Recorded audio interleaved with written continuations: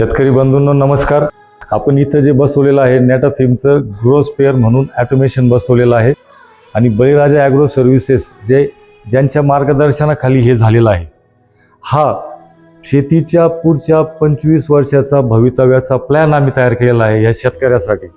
आणि तुम्हाला असं आणि तुमचे भविष्य करायचं असेल, शेती तुमची आधुनिक करायची असेल आणि तुमचं उत्पन्न वाढवायचं असेल तर नक्की आवश्यक या प्लॉटला व्हिजिट द्या. हे धरणीची आन तुला जीवाचं रान कर तू,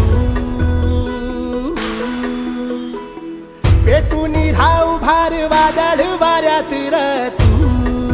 ॲग्रोवनसारखे लोक आपल्यासाठी करत आहे, त्याला माहिती देतात.